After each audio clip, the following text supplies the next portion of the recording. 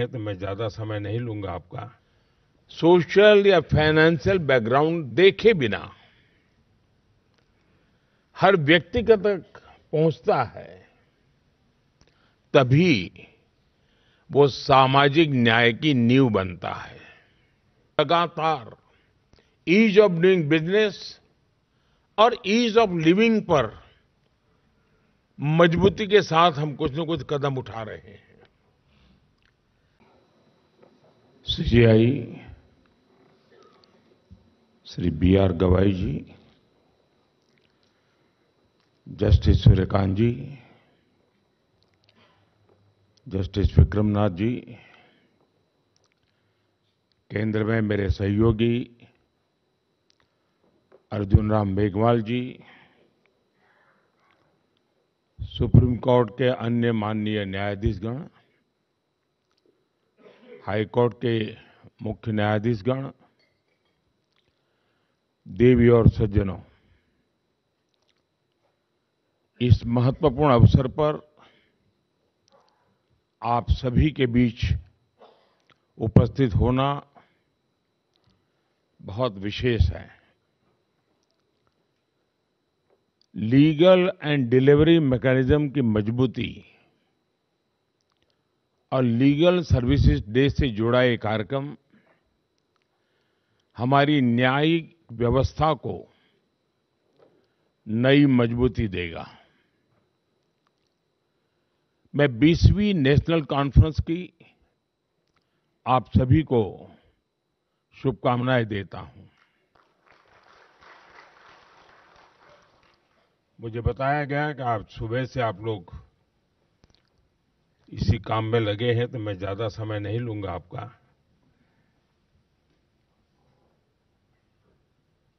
मैं यहां उपस्थित डिग्नेटरीज, न्यायपालिका के सदस्यों और लीगल सर्विसेज अथॉरिटीज का अभिनंदन करता हूं। साथियों, जब न्याय सबके लिए एक्सेसिबल होता है, टाइमली होता है, जब न्याय सोशल या फाइनेंशियल बैकग्राउंड देखे बिना हर व्यक्ति तक पहुंचता है, तभी वो सामाजिक न्याय की नींव बनता है। लीगल एड इस बात में बहुत महत्वपूर्ण भूमिका निभाती है कि न्याय सबके लिए एक्सेसिबल हो। नेशनल लेवल से लेकर तालुका स्तर तक लीगल सर्विसेज अथॉरिटीज, न्यायपालिका और सामान्य मानवी के बीच सेतु का काम करती है। मुझे संतोष है कि आज लोक अदालतों और प्री लिटिगेशन सेटलमेंट के माध्यम से लाखों विवाद जल्दी, सौहार्दपूर्ण और कम खर्च में सुलझाए जा रहे हैं। भारत सरकार द्वारा शुरू किए गए legal aid defence council system के तहत केवल 3 साल में लगभग 8 लाख क्रिमिनल केसेस का निपटारा किया गया है। सरकार के इन प्रयासों ने देश के गरीब, दलित, पीड़ित, शोषित, वंचित को ईज ऑफ जस्टिस सुनिश्चित किया है। साथियों, पिछले 11 वर्षों में हमारा ध्यान लगातार ईज ऑफ डूइंग बिजनेस और ईज ऑफ लिविंग पर मजबूती के साथ हम कुछ न कुछ कदम उठा रहे हैं। बिजनेस के लिए 40,000 से अधिक अननेसेसरी कंप्लायंसेस को हटाया गया है। जन विश्वास एक्ट के माध्यम से 3,400 से ज्यादा कानूनी धाराओं को डीक्रिमिनलाइज किया गया है। 1500 से अधिक अप्रासंगिक और पुराने कानून रद्द किए गए हैं। दशकों से चले आ रहे पुराने कानूनों को अब भारतीय न्याय संहिता से बदला गया है।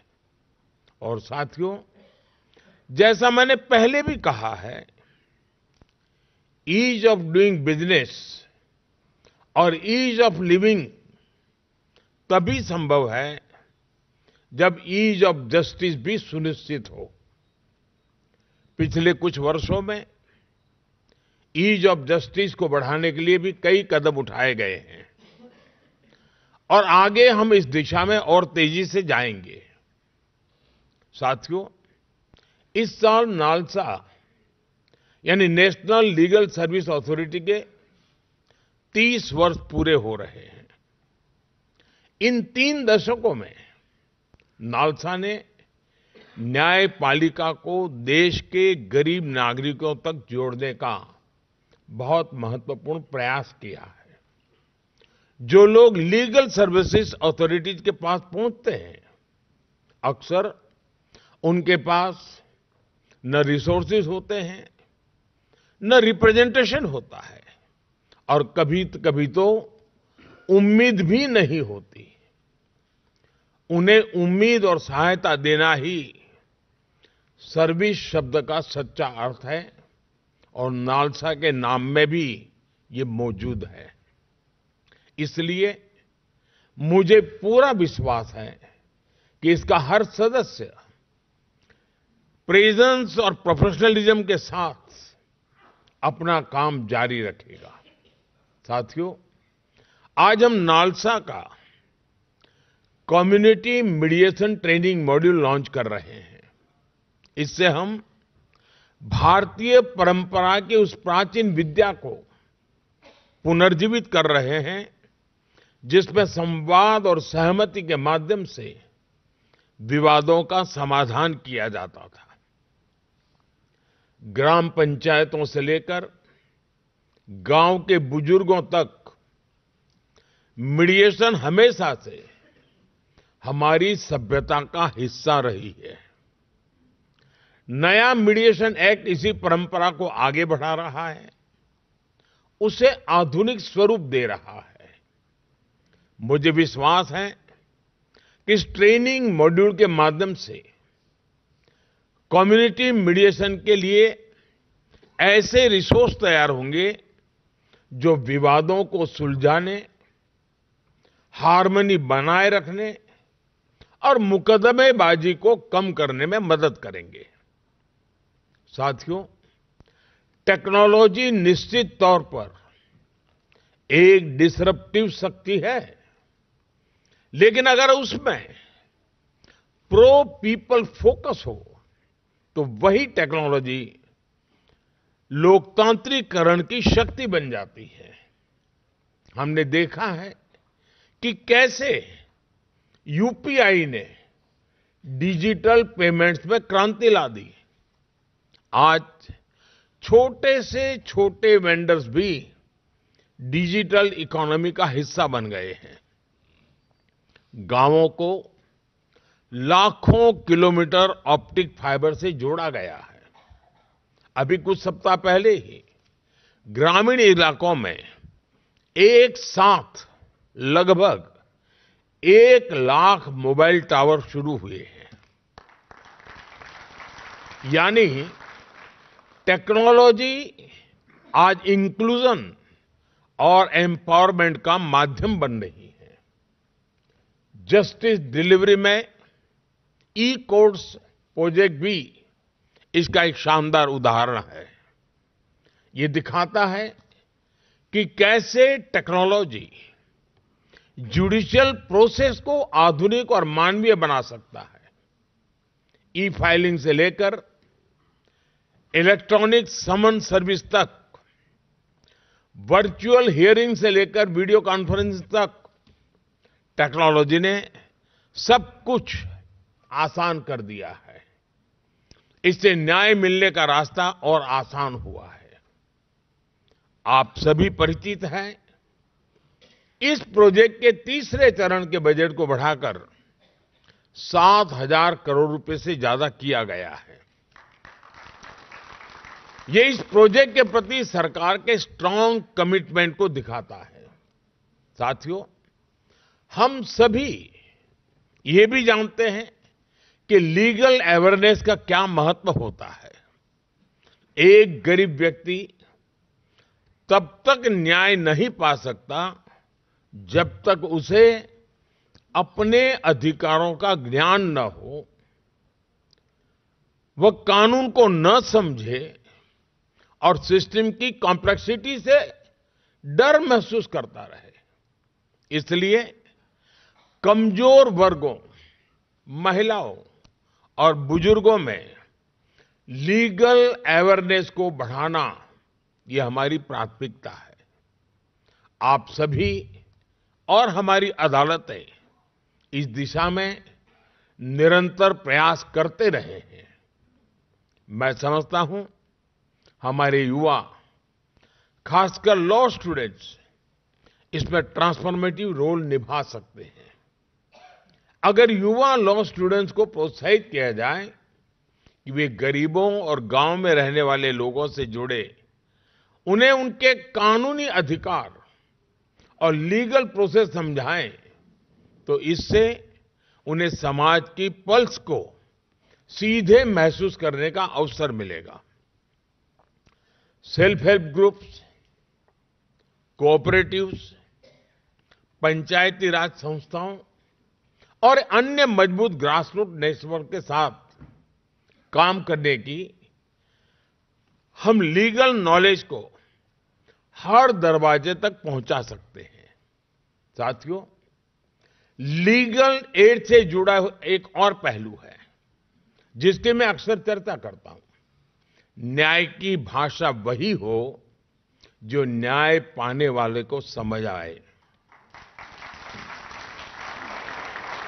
इसका ध्यान जब कानून को ड्राफ्ट किया जाता है तब रखना बहुत जरूरी है। जब लोग कानून को अपनी भाषा में समझते हैं तो इससे बेटर कंप्लायंस होता है और मुकदमेबाजी कम होती है। इसके साथ ही ये भी आवश्यक है कि जजमेंट्स और लीगल डॉक्यूमेंट्स को स्थानीय भाषा में उपलब्ध कराया जाए। ये वाकई बहुत सराहनीय है कि सुप्रीम कोर्ट ने 80,000 से अधिक जजमेंट्स को 18 भारतीय भाषाओं में अनुवाद करने की पहल की है। मुझे पूरा विश्वास है यह प्रयास आगे हाई कोर्ट्स और जिला स्तर पर भी जारी रहेगा। साथियों, जब हम विकसित भारत की दिशा में आगे बढ़ रहे हैं तो लीगल प्रोफेशन, जुडिशियल सर्विसेज और इससे जुड़े सभी लोगों से भी मैं आग्रह करता हूं कि वे यह कल्पना करें कि जब हम स्वयं को एक विकसित राष्ट्र कहेंगे तो हमारा जस्टिस डिलीवरी सिस्टम कैसा होगा। उस दिशा में हमें मिलकर आगे बढ़ना है।